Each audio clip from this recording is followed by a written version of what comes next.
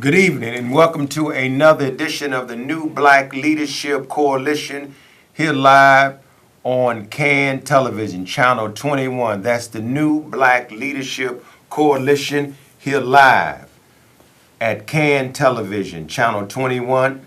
My name is Gregory Same, one of the members of the New Black Leadership, as well as the host for this show and the host of our show on Monday nights at 7 o'clock at Intellectual Radio. I am very, very thankful. I am very, very honored for you all that's tuning in on Channel 21 and those who are tuning in Facebook Live and streaming live, YouTube, etc. I am so thankful to Almighty God for blessing us with another day of life on this planet that we take very, very serious. Every breath that we breathe, and every word that we utter, we hope that it will be inspirational, motivational, and that it will help to usher in the type of change and mindset that we need to make our own personal self better than what we were yesterday. And so when you hear the term, let's make America great, no, let's make our community better. Let's make our community greater. Let's make our world greater in terms of humanity, but it won't be greater until we begin to tap into the greatness that's within us. And that's what's missing. We will not tap into it. And so that's why, we really like to say to many of you all out there that this coalition is made up of various personalities, but not personalities per se, but individuals that are all based on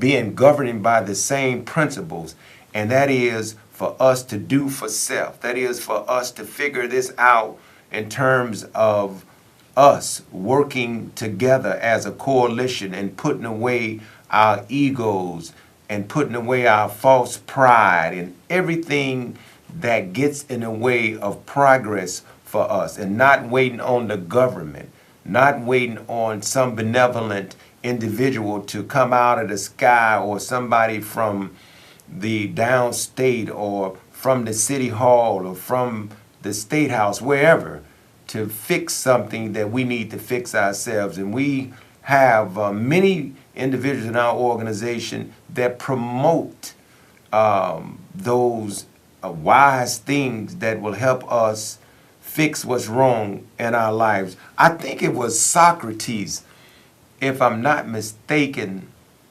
that said the secret of change is focusing all of your energy, not so much on the old, but building the new. So when we focus our energy on the old, we take away from what we need to be focused on, and that's building the new. And that's why the New Black Leadership Coalition is a critical coalition to usher in, once again, the type of mindset. And we putting a little pressure on some of our black elected officials, because we know that many of them could do better. Many of them can do much better, and they need to know that there are many of us out here that have your back, but then you must have the people's front. And there are people who know you, admire many of you all, but you cannot get in those seats there and let it be just a job. You have to understand that you are now a servant. They say public servant, but you're a servant. You're a servant.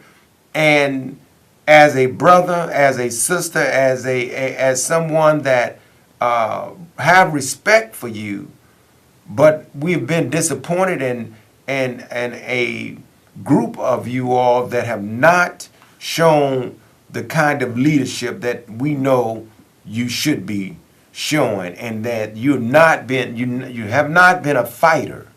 like you should be. And that's all we're asking for. When you look at the disparities, there's none of us should be on the sideline just going along to get along. All of us should be saying, as you know, and I don't want to quote, but we've been saying this way before. Mays, you said, but I promise you, we've been asking all of this for a long time. What's in it for black people? I love it that you continue to say it, because every decision should be based on the disparities. The disparities out here. And if you don't focus on the disparities, and you know all the data continues to point to that reality. All the data continues to point to that reality. I think we have a call on the line, so I'm going to go straight to the calls. Good evening, caller. How you doing? Yes, how you doing, sir? You know, great show. First time I've seen it. But you're the only one so far that has said something about the city council. Everybody else doesn't say anything. Yeah, and what I say about the city council members is that just make sure that you are servant. I know many of them that I know, I love, I respect, but as a family member, as someone, if you really love them, then you'll tell them the truth. And they have every right to fight for the community and to make sure every decision, every contract that is given out, it really benefits the poor. You're 100% right. You're 100% right now. I'm glad you said that. Right now, today, they have hundreds of $1 million constructions going on downtown. Yeah, a lot of constructions, about 58 cranes all over the city. Yeah, and not one black or Hispanic construction company is in there. Or there's tokens all over, but there's not one of us has anything to do with that. And why is that? About the people you just talked about. They know that's going on. The Hispanic coalition there knows what's going on, and they've done nothing.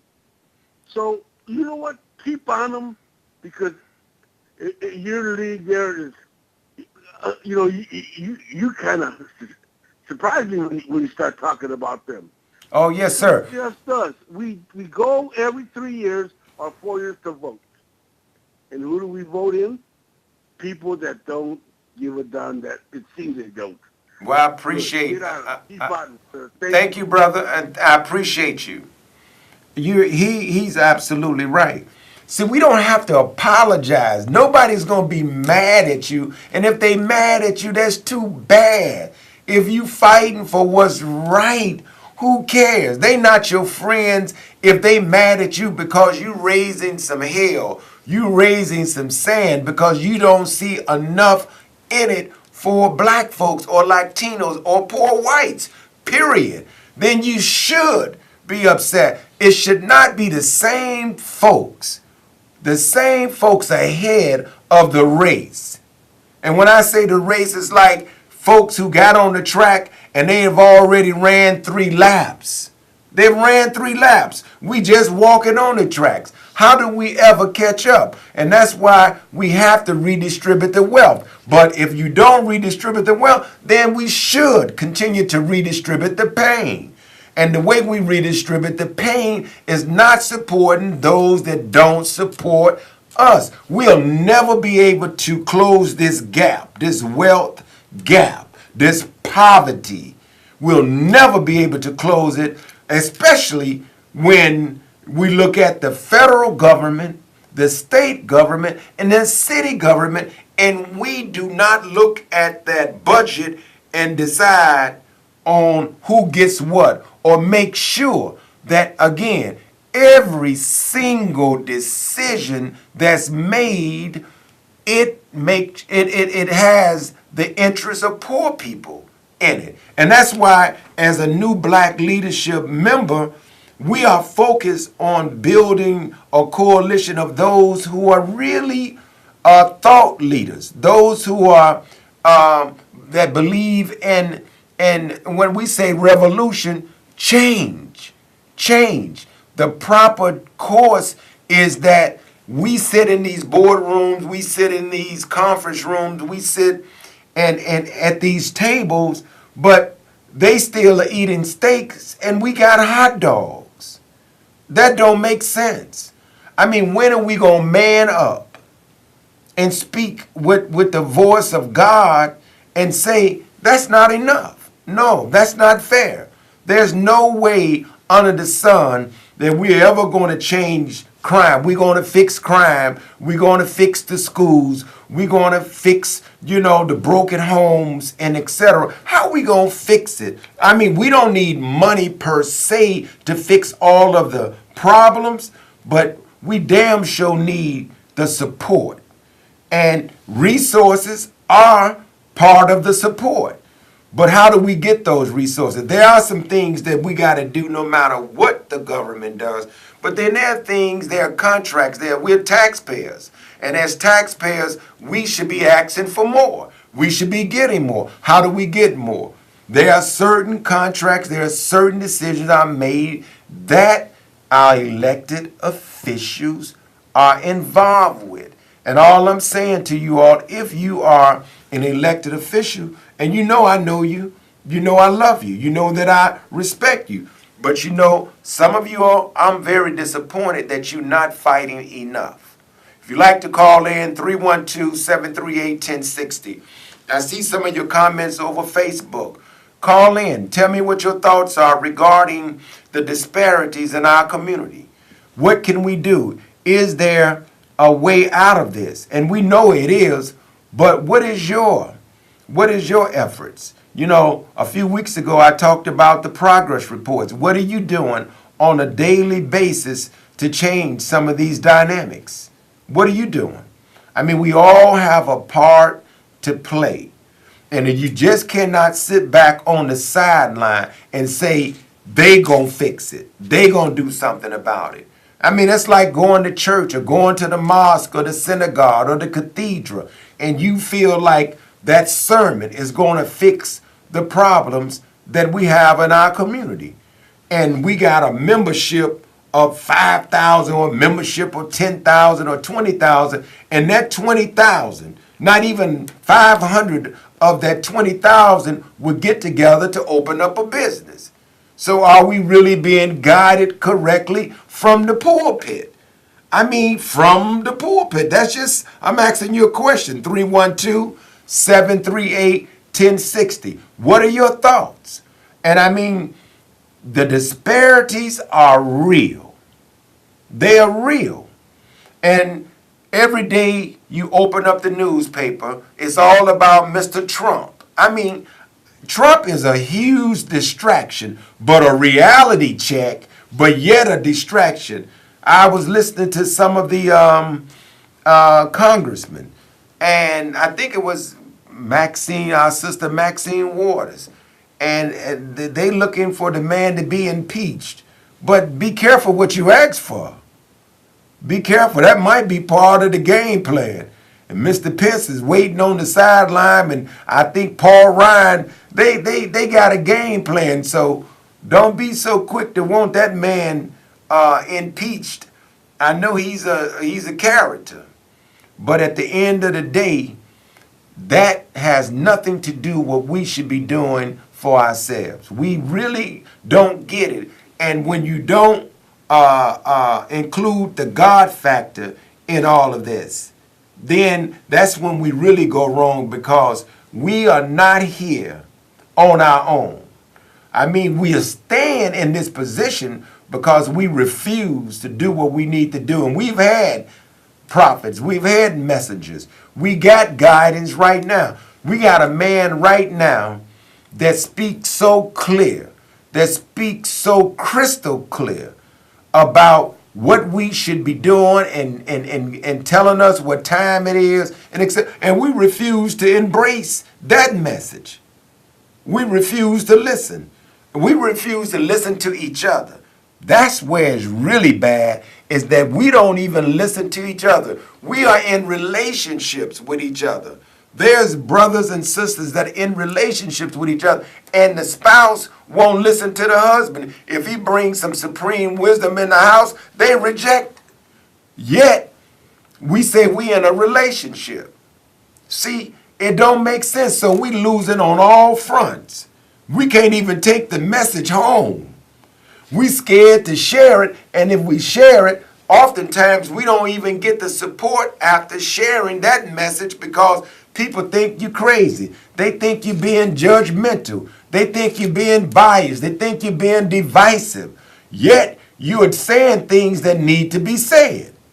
And that's why we do not, again, owe anyone an apology to point out the disparities. That man who called a few minutes ago mentioned about the construction. It is 50-some cranes around Chicago, and when you look at those job sites, you can barely find a black person working. That's criminal. That is absolutely criminal. All those cranes. And then we are not challenging those individuals who, not so much who are working on the sites, but those individuals who let that kind of work go on in certain wards. We have another call on? I'll take the caller. How you doing, caller? Yes, and good evening. Thanks for taking the call. You know, I was just listening to you, and there's a many good things that you were saying. But one thing also that our church members, our church, how I should say it, the church facilitator, the man who stands there and teach. Well, sometimes he don't teach a lot of things. And when he do teach about things of that nature, try to do something by yourself, it's just a real quick thing, and then it goes to the next thing. Number two. And I love it, but keep going, because I want to come back. Go ahead. All right, the next thing, as when I was young, you have people, black people, they own cleaners, restaurants, shoe shops, hatters, selling clothes. Well, those people are our grandparents. They knew how to take care of a family. But see, the family didn't want to do anything. They just want to reciprocate what was being made. And so when grandpa and father died, no one there to know how to do anything. If you don't have nothing to learn, how can you teach anyone anything? It's just not in us. And Donald Duck, let me tell you something. I think that's just a person. I think it's going all to be about money. It's going to be about money. When he leaves office, he's going to be richer than he was before. And again, it's about rich. It's about money. So Absolutely. Let me tell you, if it could be about money, why we can't go out and make money? We don't ain't own gas stations anymore. So I mean, we own zero, brother. We don't own the gas station. We don't own the store. We don't own the cleaners. We don't own the nail shop. We don't own the grocery store. We own zero in our community. And actually, we got some of our people right now, understand, because the Korean guy that abused and misused our sister, and I think that was South Carolina, where the same owner owns a store on 47th Street, but our people out there fighting each other for whatever reason. But we got to stop doing business with folks that disrespect us. But I appreciate your call, and thank you for tuning in. We got another caller? Hello, caller. How you doing? Yes, sir. I called earlier. Well, you know what? You're on the topic, my man. You know what you're talking about. And believe me, it just makes me feel so good. And finally, somebody knows what they're talking about. Listen, well, let me say this. I'm going to put up all them aldermen. Hold on, all them aldermen downtown. You know what? They ain't gonna say nothing because they got the Ram, and Ram, he's the one who should know that there's no black or Hispanic construction companies. He's the one that should go to the alderman. But what does he do? What? Let me nothing. And let me. The gentleman that called earlier, he said something about Donald Duck. Listen, he's the president, but he's got the gentleman in front of me, also talk good stuff. But you the man. Thank you, brother. Thank you. I'm putting up that if you want to get in contact with us, that's our way to, that's how to reach us over Facebook. And our website should be coming up within another week or so. And you'll be able to access all of the information that we have regarding the new black leadership. So that's how you can reach us via Facebook. And again, coming soon, we'll have up our website information regarding the new black leadership and how you can get involved. So I just want to say we got about 5 minutes left on the air for CAN Television. That it is frustrating. It's very, very frustrating that even the faith community, and many of them are my family, close family and friends, pastors, and love them, admire them, but sometimes we have to pull each other to the side and talk about why we are not working more closer together. What is it that, we are going in back rooms and getting what we need to get for ourselves, but we're not collectively going in, and that's why we don't get much. We don't get much because one will go in and get a few crumbs and keep quiet when we should be going in as a collective body and really getting what we deserve as a community, because we could fix many of these issues overnight.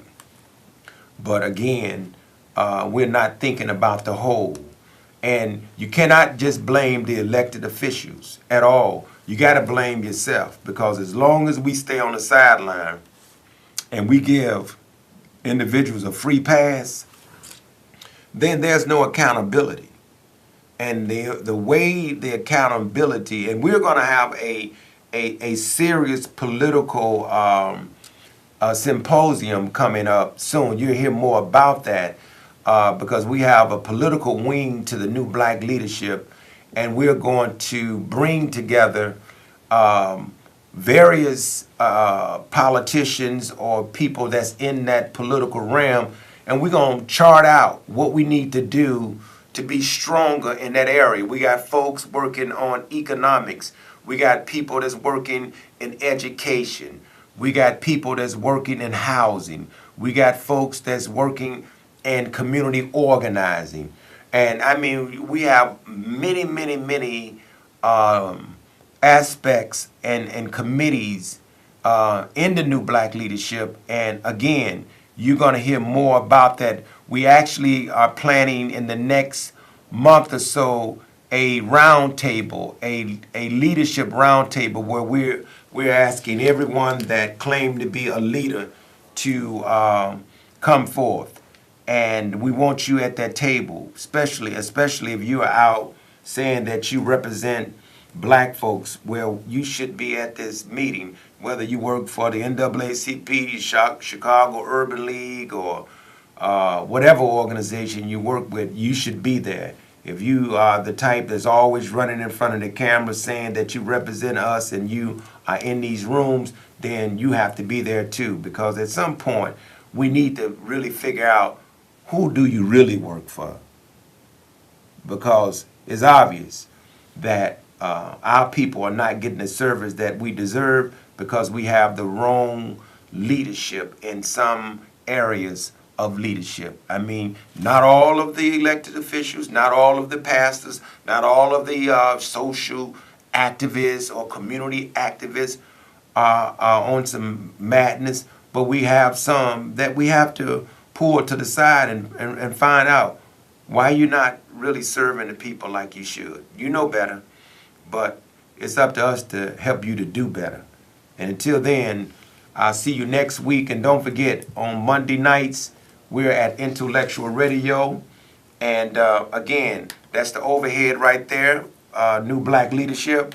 And I'll see you next week, same time, same place. Love you. And let's show more love. Let's show more unity in our community so that we can at least be a better role model for our babies.